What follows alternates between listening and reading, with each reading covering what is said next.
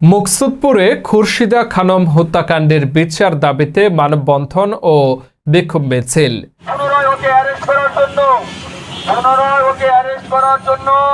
আমরা আবেদন করছি এবং আমরা সবাই এই খুনির দৃষ্টান্তমূলক শাস্তি ফাঁসিতে ঝুলিয়ে মৃত্যুদণ্ড কার্যকর করা হোক। গোপালগঞ্জ মুকসুদপুরে বৃহস্পতিবার মানববন্ধন ও বিক্ষোভ মিছিল বের করা হয়।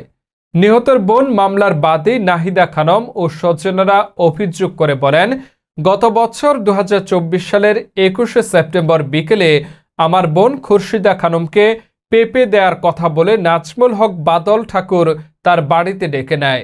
এরপর থেকে আমার বোন খুরশিদা খানম নিখোঁজ হয়। নিখোঁজের 3 দিন পর অর্থাৎ 24শে সেপ্টেম্বর দুপুরে কবরস্থানে পাশে একটি পুকুরে খুরশিদা খানমের লাশ দেখে পুলিশকে খবর দেয়। পরে মুকসুদপুর থানা পুলিশ তার লাশ উদ্ধার করে ময়নাতদন্তের জন্য গোপালগঞ্জ হাসপাতালে প্রেরণ করে। এই ঘটনায় নিহতের বোন নাহিদা খানম বাদী হয়ে মুকসুদপুর থানায় একটি হত্যা মামলা দায়ের করেন।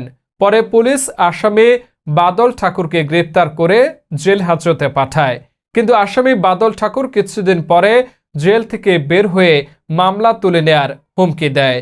মানববন্ধনে বক্তারা আরও বলেন, খুনি বাদল ঠাকুর আদালতে 164 ধারা জবানবন্দি দিয়েছে। সে হত্যার দায় স্বীকার করেছে। তাই আমরা আদালত সহ সরকারের কাছে বাদল ঠাকুরের ফাঁসির দাবি জানাই। সবাইরে হুমকি দেয় কিভাবে? ও ওপেনলি সবাইরে থ্রেট দিতেছে, আজকে এই করবে, কালকে এই করবে, আজকে একজনকে খুন করছে, কালকে আরেকজনকে খুন করবে। ও কিভাবে ওপেনলি এইভাবে দেয়? আর প্রশাসনের কাছে